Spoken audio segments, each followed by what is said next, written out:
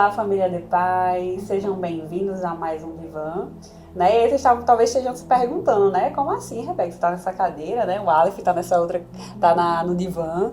E aí trocamos os papéis hoje porque teremos uma temática muito importante. E é uma temática da área do Aleph, meu querido marido, para quem não sabe, né? Então vou apresentar primeiro o Aleph. Como vocês sabem, Aleph é psicólogo e tem especialização em psicologia clínica. Seja bem-vindo, Aleph. Obrigado. É um prazer estar aqui no seu lugar, só por esse mês, né? A gente está na campanha de Setembro Amarelo, que é um mês de prevenção ao suicídio. E nesse mês de setembro, né, temos como temática principal a vida é a melhor escolha.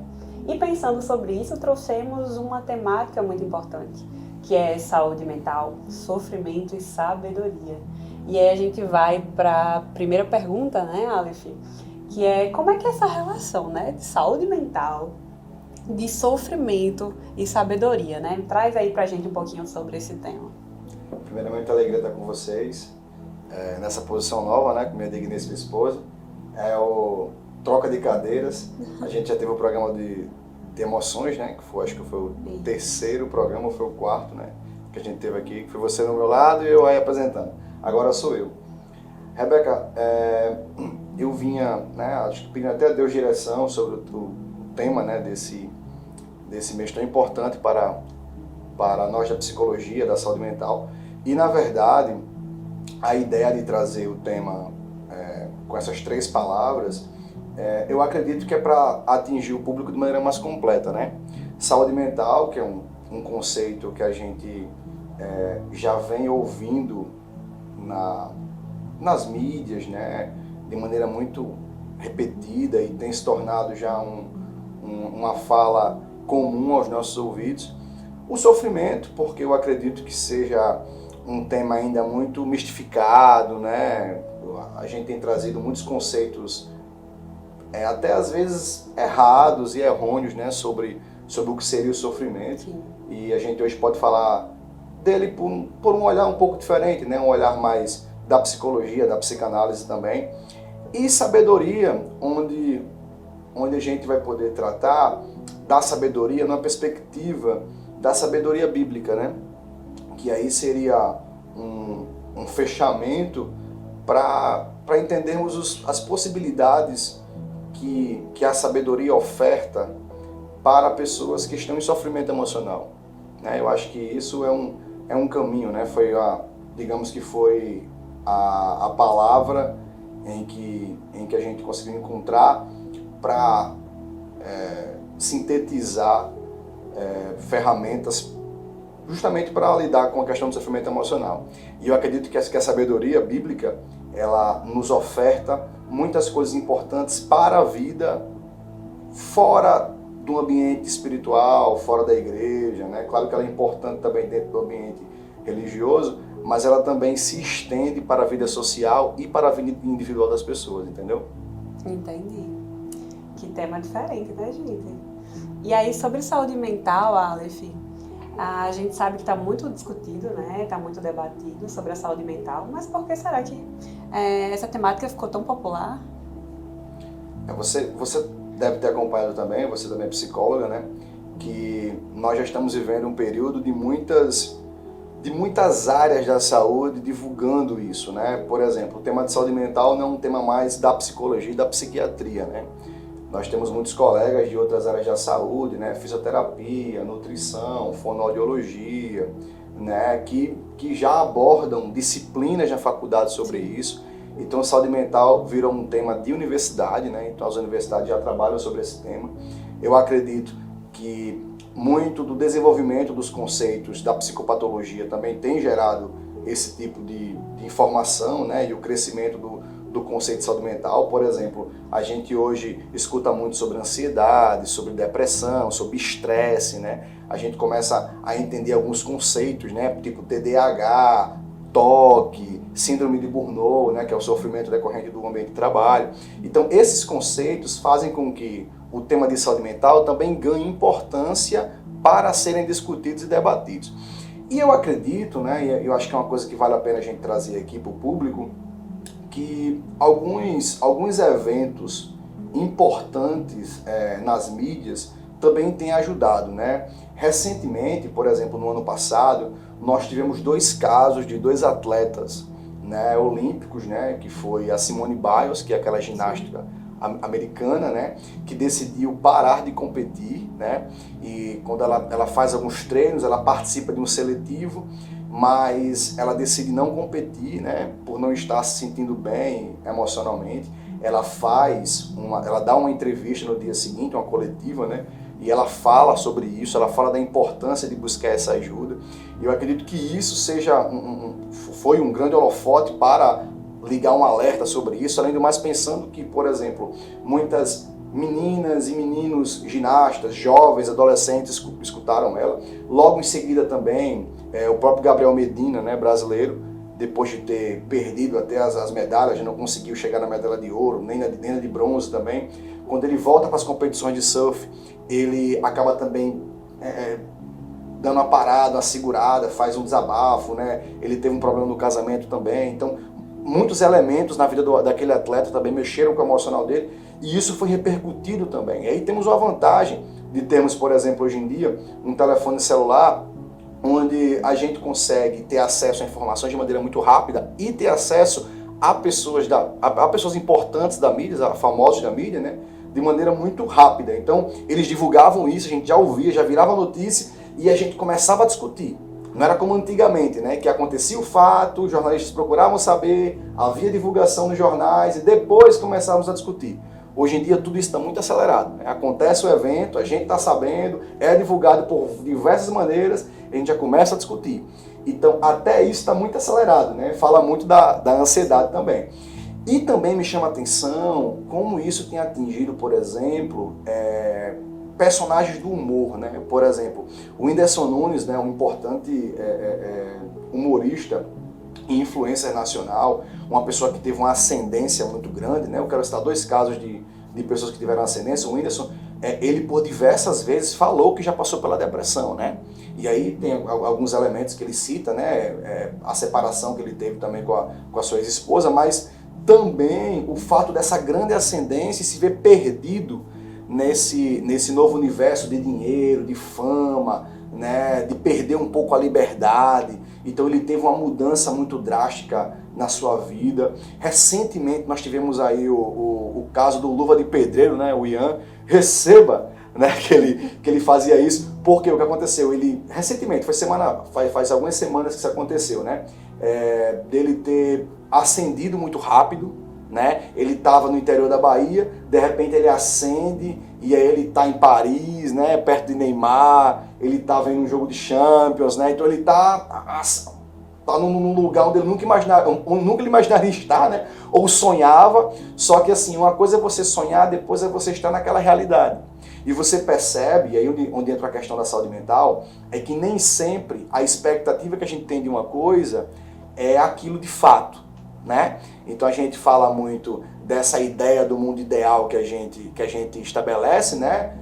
De projetar, né? O eu ideal projeta, planeja, Rebeca, alguma coisa, só que quando chega na realidade, né?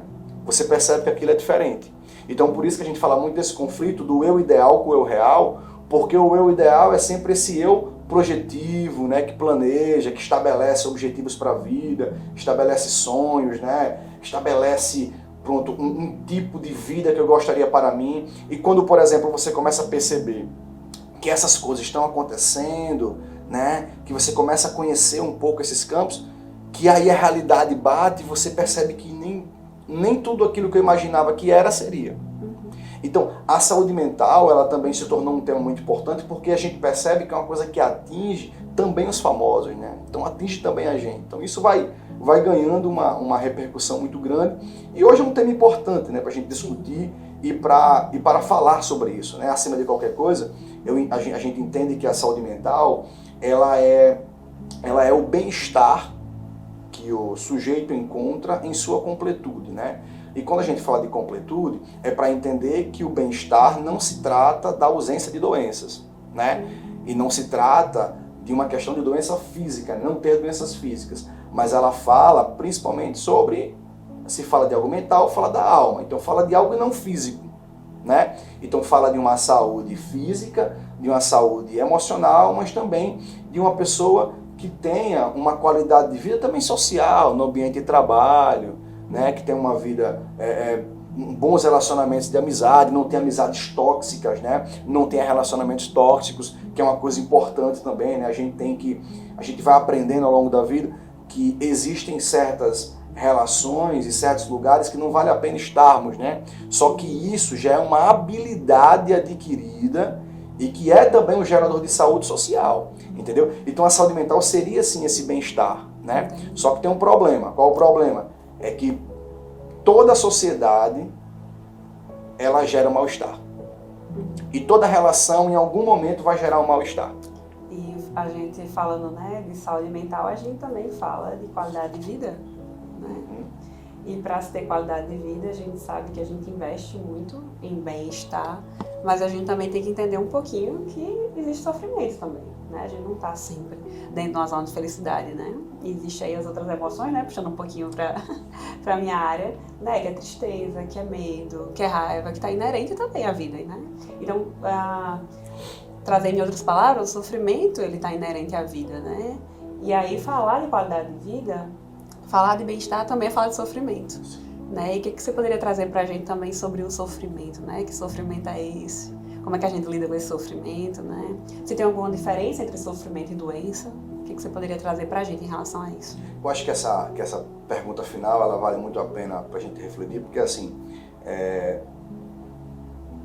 engana-se quem acredita que o sofrimento é alguém estar doente. Sim. Na verdade, é uma ideia muito de uma geração pós-iluminista, né? Pós-iluminismo, né?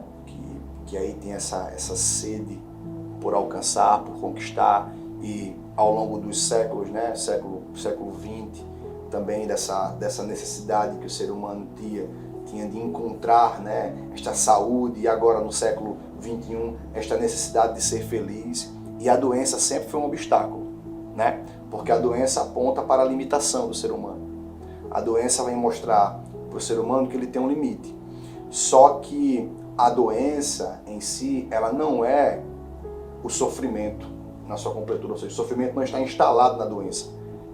Porque o sofrimento, ele não fala de um limite que a gente tem em nosso corpo, né? Ele também não fala desse limite também psicológico, emocional, né? Esse sofrimento, essa questão emocional que a gente chama de sofrimento emocional. Mas o sofrimento, ele fala de uma demanda de humano, né? O sofrimento, ele vai falar que, na verdade, o ser humano, ele tem angústia e ele precisa encarar a angústia, né? Pronto, quando a gente falava sobre bem-estar, né, que eu estava falando sobre a questão do mal-estar, justamente o mal-estar é uma coisa que nós não escolhemos não ter, porque se o sujeito ele tem contato com o outro, ele vai ter mal-estar, né? Então, desde pequeno, a gente, quando criança, vai viver experiências de mal-estar, né? A gente, em outros programas, já decorreu muito sobre isso também, né? Principalmente no programa das relações familiares, quando estava aqui Edith e Patrícia, que a gente foi falando sobre essas percas que a gente vai tendo na infância, né? Das dificuldades que a gente vai vivendo.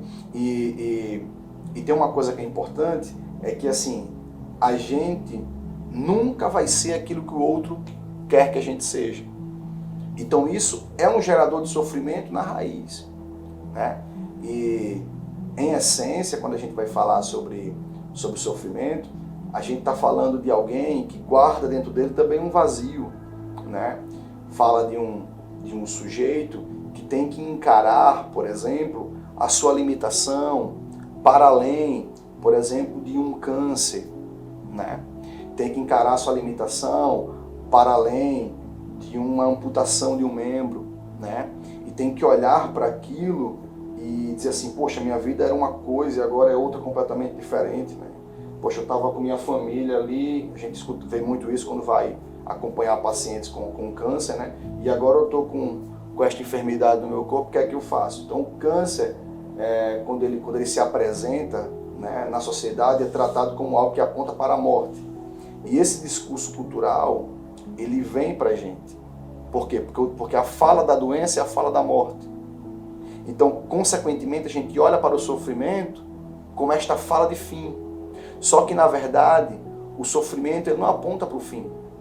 O sofrimento, ele aponta para algo de ordem natural. Mas a questão, Rebeca, que eu acho que vale a pena para esse programa de Setembro Amarelo, que é um mês de prevenção ao suicídio, é que o sofrimento, ele é uma comunicação. O sofrimento, ele tem conteúdo, né? Então, o que significa isso?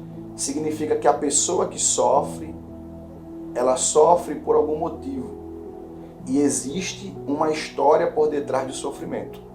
Consequentemente, se existe uma história por detrás do sofrimento e existe um roteiro, é possível que se dê um novo desfecho para isto, né? Então, entender que o sofrimento está além da doença é entender que é uma coisa que vai fazer parte da sua vida. E é uma coisa que você pode comunicar, né? Então, assim, houve uma grande revolução, voltando para a questão do câncer, né? No tratamento do câncer, quando a gente começou a entender que é uma coisa que não deve ser tratada apenas por médicos, mas é uma coisa que deve ser tratada de maneira completa. E de maneira completa é você inserir um psicólogo no hospital, né? É você inserir a presença de familiares participando deste processo e os profissionais de saúde também participando deste processo. É você inserir dentro de um hospital não apenas uma capela, mas uma presença de um capelão para escutar aquele paciente em sofrimento. Sim. Então aí você encontra uma assistência completa para um sujeito que está não apenas com câncer, mas está em um sofrimento integral.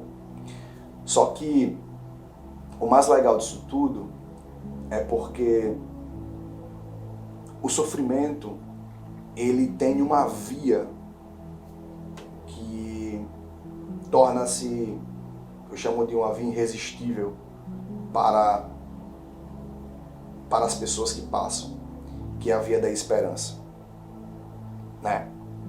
Você conhece um pouco do Viktor Frankl, né? Que é um psiquiatra que escreveu o livro Em Busca de Sentido no Campo de Concentração, e lá ele pôde identificar que as pessoas que estavam, campo de concentração nazista, né? Que as pessoas que estavam lá em sofrimento, elas mesmo diante daquela situação caótica, né, de guerra, elas conseguiram encontrar um sentido para a sua vida. E que sentido é este? É um sentido de um eu transcendental. E que eu transcendental é esse? É aquela parte mais profunda do sujeito que fala da necessidade que o sujeito tem do Criador, né? Então fala de uma necessidade de se encontrar com seu Criador, de ter um contato com Ele. Então o maior grito do sofrimento é o grito do homem por Deus. Porque este grito do homem por Deus é a busca final que este homem vai ter do seu sentido. Por quê? Porque se eu, aquele sujeito doente, né, que tem limitações, se vê imperfeito, eu recorro à religião, à fé, porque ela me mostra um Deus perfeito.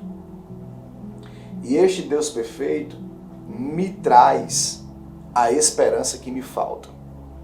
Então essa é a grande questão do sofrimento.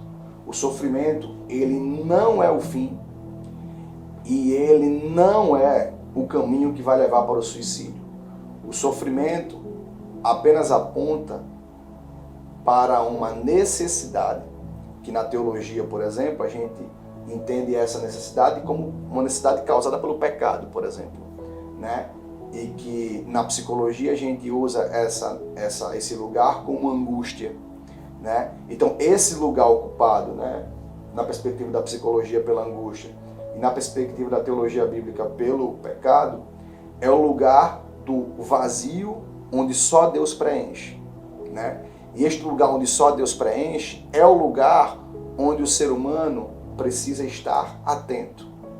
E aí onde entraria essa outra palavra que eu estou querendo trazer hoje, né? Que seria a sabedoria, né? É aí onde entra, porque assim, quando falamos de sofrimento, falamos desta necessidade que temos de ter um relacionamento verdadeiro com Deus, né? De ter um relacionamento verdadeiro com aquele que nos criou. Então, Rebeca, em resumo, a grande diferença de doença e sofrimento Sim. é porque a doença fala justamente desse momento onde nós nos vemos com a nossa limitação no nível máximo, né? Porque ela chega e nos para, né? Ela chega e nos atinge. Então a doença vem e estabelece uma limitação para aquilo que estava ali, só que não foi colocado. Por exemplo, quando a gente sofre uma luxação, a gente se vê ali limitado porque não consegue mais andar. Então ela se mostra de maneira clara. Já o sofrimento, ele vai falar justamente sobre este vazio, né? Vazio existencial. Esta carência, né, que o ser humano tem, né? Então o sofrimento fala disso. Só que o sofrimento ele fala desse vazio de sentido, mas que o ser humano ele pode ainda, dentro do sofrimento, encontrar saídas e escapes, né? Ele pode encontrar, né, possibilidades de enfrentamento, como por exemplo uma pessoa que está com câncer, né, mas que pode encontrar uma saída possível, mesmo diante de uma doença tão grave quanto o câncer, entendeu? Entendi. Então somos mais que sofrimento, né? Eu costumo dizer que somos mais que sofrimento. Volta. Então a gente é mais que sofrimento, né? Eu costumo dizer que a gente é vida, né? E pensando sobre a gente é vida, é justamente porque dentro da vida tem coisas boas e coisas ruins. Então, como eu falei, né, antes, Aleph, o sofrimento está inerente aí para todos. Mas da mesma forma que a gente passa por sofrimento, a gente também passa por coisas boas, né? E uma coisa que talvez seria interessante aqui citar, né, me dê licença aqui para falar um pouquinho também, é que muitas vezes a gente acha que o sofrimento é tudo e a gente só enxerga aquela zona só de sofrimento, porque a gente tá tão imerso no sofrimento que minha visão acaba sendo limitada só pelo sofrimento, né? E como é bom a gente ter um apoio de alguém que nos tire daquela zona de sofrimento para a gente olhar com mais amplitude para aquele sofrimento, para enxergar que não é só sofrimento, né? Mas é uma etapa de vida que a gente está passando por aquele sofrimento, né? Então somos vida, somos mais do que só propriamente sofrimento. Exato. E o sofrimento, ele não pode limitar a gente. Exato. Rebeca, sobre o que você falou, eu acho interessante porque, assim, claro que, por exemplo, amigos, familiares, né, um companheiro, né, ele ocupa esse lugar, mas é justamente nesse lugar que nós temos a presença de um profissional de saúde mental, né, de um psicólogo, de um psiquiatra, que consegue trazer para esse sujeito um olhar diferente, né? Então, assim, a gente às vezes acha que o psicólogo é aquele que vai apenas ajudar se eu tenho um diagnóstico, se eu tenho um TDAH, se eu tenho uma ansiedade, se eu tenho um toque. Não, ele também é aquele que vai fazer a gente refletir um pouco sobre essas questões mais profundas da vida, né? Então o psicólogo também é esse que faz com que você olhe para esse sofrimento de outra forma, né? Não como tudo. Muito para além do que conselhos, né? Uma vez a pessoa diz assim, você vai me dar um conselho, né? Exatamente. E a gente não está nesse lugar de dizer do que o outro vai fazer, né? Mas aí ajudar, né, a construir esse caminho que ele vai percorrer, pensando para além do sofrimento. Claro que pensar sobre o sofrimento também é importante, mas é pensar para além, né? Como se tivesse uma coluna aqui, eu enxergo o sofrimento, eu não estou alienado nele, né? Eu enxergo o sofrimento, mas eu vejo aqui, ó, para além do sofrimento, né? Porque aí eu trabalho a questão da esperança, né? Como você bem falou. E aí a gente conecta, né? Como é que essa sabedoria que você trouxe, né, está inerente a essa saúde mental, está inerente a esse sofrimento, né? Como é que a gente poderia encaixar aí essa palavra-chave, né? Que é uma das 3 que a gente está trazendo. É porque, por exemplo, quando a gente fala sobre a saúde mental, né, a gente está falando justamente de um conceito que revolucionou o conceito de saúde, né? Porque trouxe a ideia de que a saúde, ela não é apenas a ausência de doenças, mas ela fala de uma saúde completa. Integral. Né? Uma saúde integral. E o sofrimento, ele vem mostrar para este sujeito que os problemas, né, e que aquela angústia que ele sente, aquele sentimento ruim que vem, né, depois de você estar sendo limitado por uma doença, por um momento de adoecimento, né, por um mal-estar, ele fala de algo maior, né? Ele fala de um vazio existencial, ele fala de uma necessidade de contato com aquele que o criou, né? Com algo maior, com algo perfeito. E é por isso que eu entendo que assim, aproveitando, né, esse ambiente que a gente está fazendo o programa, que é um ambiente da igreja, né? De que a sabedoria bíblica, né, que está na palavra de Deus, ela vai trazer para nós um olhar para a vida humana superior, né? E esse olhar superior é o entendimento de que a grande necessidade do ser humano, ela não é uma necessidade física, nem psicológica, nem social, mas ela é primeiro uma necessidade espiritual. Sim. E como é que a gente começa? A gente começa com a sabedoria descrita no Antigo Testamento, né? Que fala que o temor do Senhor é o princípio de toda sabedoria. Então, a sabedoria começa na atitude que o homem tem de temer a Deus, né? E o poeta é aquele que fala a palavra de Deus, né? A licença que Deus dá para que o homem fale, né? Através da sua palavra, né? Deus usa os escritores nesse sentido. Então, é aí onde você percebe que a sabedoria, ela combate a depravação que existe na raiz humana, né? Este homem que naturalmente vai pender para fazer aquilo que não agrada a Deus, por exemplo, em sofrimento, ele vai pender para a murmuração, para o isolamento, né? Para esse processo todo. Rancor, o ódio. O rancor, o ódio, a mágoa, né? Que são raízes que estão sempre presentes em pessoas que pensam em destruir suas vidas, né? Então é importante para quem está em casa que sempre analise um pouco isso, né? Porque essas raízes de amargura, elas são lugares, né? Que são coisas que vão se tornando, né? Fontes de destruição e de caos na nossa vida. Então, quando o escritor ele vai falar sobre o temor ao Senhor como o princípio da sabedoria, ele está falando justamente nisso, né? Que a obediência a Deus, né? A obediência à palavra de Deus é o que atinge e afasta esta raiz, né, que o ser humano tem dentro dele, né, de amargura ocasionada pelo pecado e pela depravação, né, no sentido mental que o homem tem, né? Por isso, quando Paulo fala lá em Romanos, ele vai falar de uma renovação da mente, porque ele vai falar que a transformação do ser humano é uma transformação mental, né? Então, o ser humano ele encontra uma saúde completa, né, em Deus. Então, assim, usando alguns elementos, por exemplo, da Trindade, né, nós temos aí a palavra de Deus como a verdade que se apresenta para que as pessoas possam seguir e ter uma vida segundo aquilo que Deus estabeleceu para o homem, certo? E o que vem logo em seguida? O que vem logo em seguida é o seguinte: poxa, o grande exemplo de sabedoria que nós temos na Bíblia é Salomão, né? Porque ele pediu a Deus, o homem nunca se viu homem tão sábio como ele. Não. Salomão, assim como todos os sábios, né? Como todos os sábios humanos, eles vão ter seus momentos de maldade. Eles vão ter os seus momentos malignos, né? Porque a sabedoria, ela não fala apenas, Rebeca, de uma coisa intelectual. Ela fala também de uma coisa moral. É importante lembrar que todo tipo de adoecimento, de sofrimento, ele nos atinge de maneira completa. E também nos atinge de maneira moral, né? A gente começa a ter comportamentos murmuradores, muitas das vezes, né? A gente começa a questionar, a duvidar. A gente começa a se revoltar contra Deus, né? É uma tendência natural para quem está passando por dificuldade.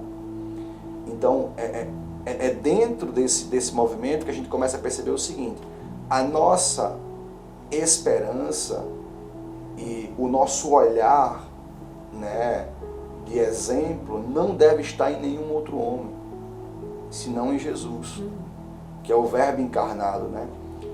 Quando na palavra de Deus nos fala que em Cristo estão escondidos os tesouros do conhecimento, ele fala que estão escondidos os tesouros do conhecimento e da sabedoria. Mas por quê? Porque em Cristo estão lá descritos tudo aquilo de ordem intelectual, todas as coisas foram feitas por meio dele, e sem ele nada do que foi feito se fez, né? Mas também ele foi o homem perfeito moralmente. Então Cristo, ele é esta palavra de Deus exemplificada em ação, né? Em ato. Então essa exemplificação nos faz olhar para ele como o ideal. E por que eu estou falando isso? Quando eu falo sobre aquele sofrimento do vazio, né, a gente fala de um vazio que o homem tem de buscar um ideal. Lembra disso? Então, se o homem tem esse vazio de procurar um ideal, Cristo é o ideal de homem perfeito, né? Então, Cristo, ele é o homem perfeito, né? Então, temos aí o exemplo, né, bíblico sobre a questão do Adão, né, o Adão como homem perfeito, Cristo, ele é aquele perfeito. Então, nós temos em Jesus Cristo este exemplo perfeito, tanto intelectualmente, tanto moralmente e principalmente no sentido mais puro e espiritual, como o agente do amor perfeito, né? Em vida, em autossacrifício, né, em morte. Mas também tem uma coisa interessante, porque se a sabedoria ela nos fala sobre esse vazio existencial, e eu estou falando sobre a palavra de Deus, né, que é a palavra do Deus soberano, de Jesus que é homem perfeito, mas eu não sou perfeito, então como é que eu faço se Jesus é perfeito e eu não sou perfeito? Aí onde entra a atuação desta sabedoria bíblica na pessoa do Espírito Santo. Porque quando Jesus ele ressuscita, ele estabelece dentro da humanidade uma coisa que não havia. Como assim? A grande angústia do homem é a morte.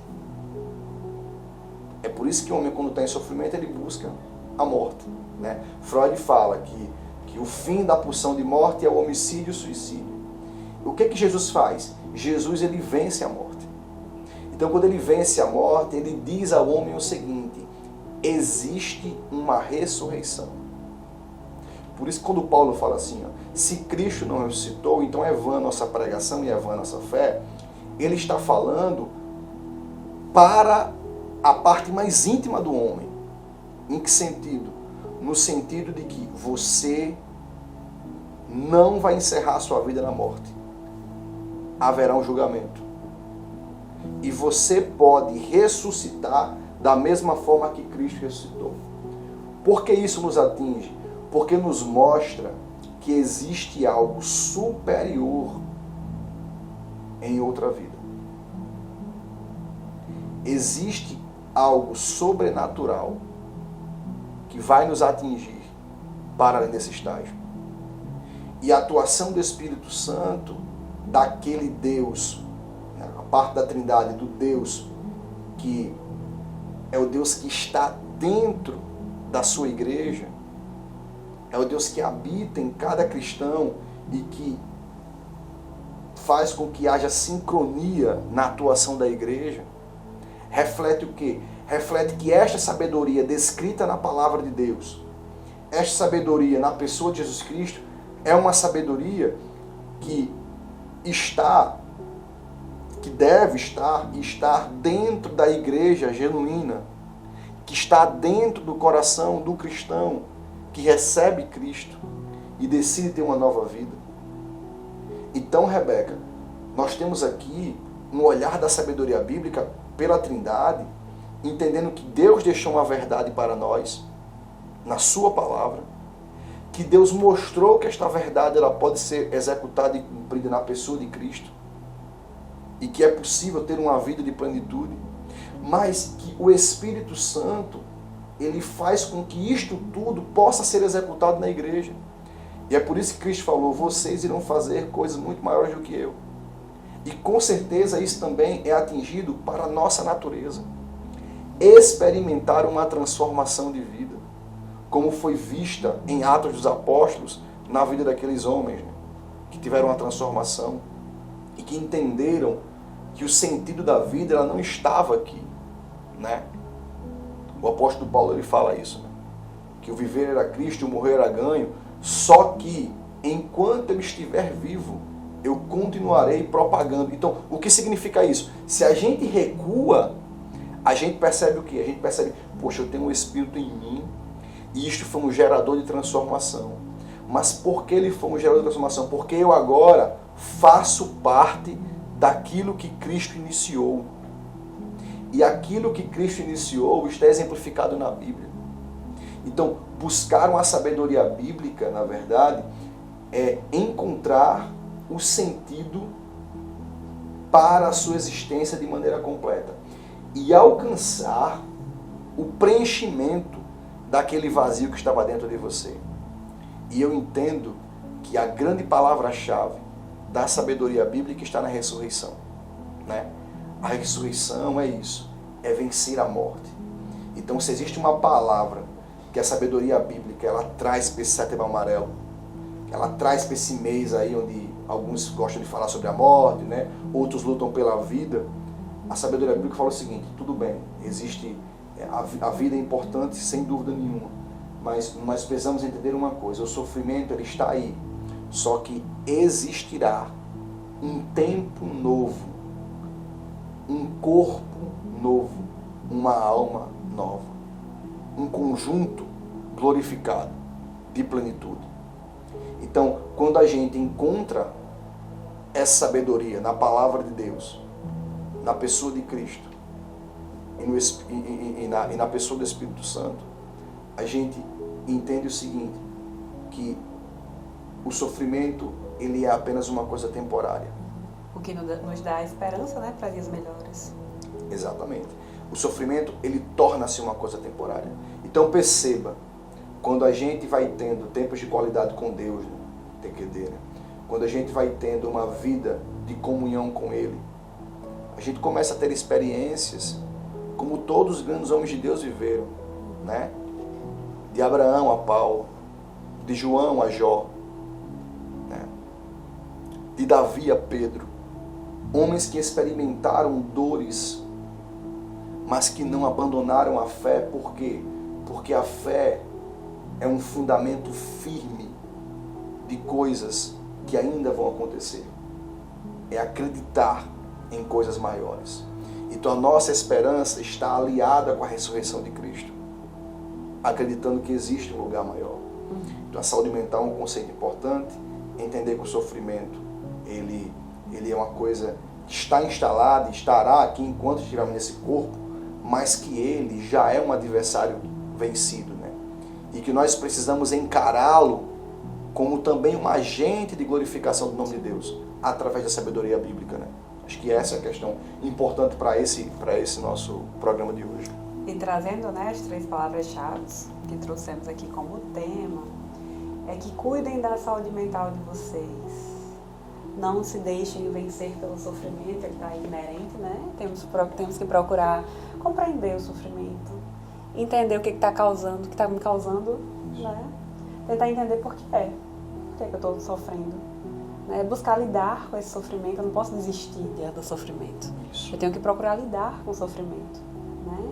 E também compreender que existe uma busca aí pela sabedoria para lidar melhor até com esses conflitos, né, Aleph, com esse sofrimento. E aí eu trago para vocês aqui uma frase, aproveitando que o Aleph trouxe, sobre Viktor Frankl, né? Que ele diz assim: quando a circunstância é boa, devemos o quê? Desfrutá-la. Quando não é favorável, devemos transformá-la. E quando não pode ser transformada, devemos transformar nós mesmos. Que eu acho que a gente conecta justamente as 3 palavras aí. Né? A minha busca por saúde mental, a minha compreensão pelo contexto quando há sofrimento, e quando não há como modificar o sofrimento, quando não há como modificar a situação, eu sou obrigado a mudar a forma que eu enxergo aquilo. Né? O que eu tenho para aprender naquela situação? Né? O que eu posso fazer diante de um contexto que não se modifica? Modificar a mim mesmo. A forma que eu olho, a forma que eu encaro, a forma que eu coloco metas, penso em futuro, a forma que eu jogo uma esperança ali, mesmo que nada se apresente, né? E aí é como fé, né? Mesmo que eu não enxergue chão, eu dou os passos. Né? Eu creio que aquilo pode melhorar, que aquilo pode acontecer, mas eu não fico só aí na própria crença, né? Eu também executo. Eu também penso, eu também construo ideais para sair daquela zona também do sofrimento, né? Lembrando que muitas vezes a gente não consegue lidar só com o sofrimento. E aí por isso que a gente aciona aí a rede de apoio, né? Família, amigos, igreja, né? E profissionais também da área de saúde. Exatamente. E aí a gente entra... Tem mais alguma coisa, Aleph, que você quer colocar? assim, eu achei interessante quando você falou sobre isso, né? Você conseguiu fazer sintetizou tudo muito direitinho, né? Mas é importante lembrar... Eu sou sua esposa. É importante lembrar que o eu, ele vai estar sempre em algum momento querendo sabotar a gente, né? É verdade. E aí onde entra essa autodisciplina que a psicologia nos traz, mas aí onde entra também esta sabedoria, né? Que quem dá a sabedoria ao homem é o próprio Deus. Então, pedir a Deus sabedoria é um pedido saudável, né? Sim. E Ele dá. A gente pede, o Senhor nos dá a sabedoria. Então, é o aliar das ações, percebe? É esta atitude, né? O Senhor, Ele nos deu sim um espírito para que busquemos a Ele, né? Que procuramos encontrar o Senhor enquanto se pode achar, mas também Ele nos deu uma alma para que a gente consiga trabalhar através da nossa consciência que Ele instalou, justamente esta abnegação, esta autodisciplina, né? É importante que tudo isso esteja bem sincronizado e que a gente consiga lutar em conjunto. E esteja sempre atento, né, aos comportamentos de sabotagem que a gente acaba tendo. E isso é importantíssimo, né, para a gente ficar atento nesse sentido. Quando você fala da rede de apoio, é legal lembrar que tudo pode trabalhar em conjunto, né? Psicólogo, psiquiatra, outros profissionais de saúde. Eu sempre gosto de citar a importância da prática esportiva como um benefício de saúde. É extremamente importante praticar esportes. Ajuda em todos os sentidos, né? Nós temos certamente profissionais de saúde que nos escutam de educação física, né? Como é importante praticar esportes. Um bom convívio social, né? Isso é importantíssimo no ambiente familiar, no trabalho, na igreja. Resolvam as suas questões com as pessoas que você tem. Isto é muito importante, né? Lembra que a gente falou sobre amargura, né? Sobre rancor, sobre remorso. Tudo isso são questões que devem ser resolvidas com a pessoa que lhe atingiu, né? Mas é sempre importante. Por exemplo, a gente falou sobre vida social, que envolve a igreja, envolve o grupo, mas é importante também um auxílio espiritual no aconselhamento bíblico, né? O programa anterior foi com o pastor falando sobre isso. Quem quiser assistir, foi um programa incrível.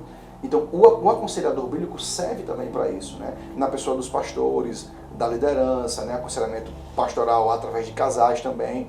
Então, esse tipo de acompanhamento multiprofissional, né? De multipessoas, é um promotor de saúde para esta vida, né? Eu acho que isso é importante também para o senhor estar em casa. Aleph, obrigada, né, pelas considerações finais. Fico muito feliz por sua completude, né, tanto como psicólogo como por cristão também. E aí eu dou um aviso diretamente para você que está nos assistindo, né? Não fiquem só nessa zona de sofrimento. Compreenda que o sofrimento, ele não é a linha, ele não é a reta final, né? A vida vai para além do sofrimento. E uma coisa para as pessoas que estão em sofrimento intenso: não esqueçam disso e não esqueçam que o sofrimento, ele não pode dizer quanto tempo de vida nós temos. Isso, perfeito. E muitas vezes, né, a gente acha que o sofrimento, ele dita quanto tempo de vida temos, e ele não dita. Quem dita o tempo de vida que temos é a gente e Deus, né? Então se cuidem, não achem que o sofrimento é linha, é reta final, tá bom? Ele é processo. Ele é processo, perfeito, ele é processo. Então, muito obrigada, agradecemos pela presença de vocês aqui também. Agradeço por sua presença, Aleph, e obrigado por estar aqui também nesse lugar, né? Essa troca. Me leva para casa? Vou levar. Então, gente, obrigado por tudo, tá? Um grande abraço, um cheiro em todos e até o próximo divã. Até o próximo divã, tá bom? Comigo ou com ela? Tchau.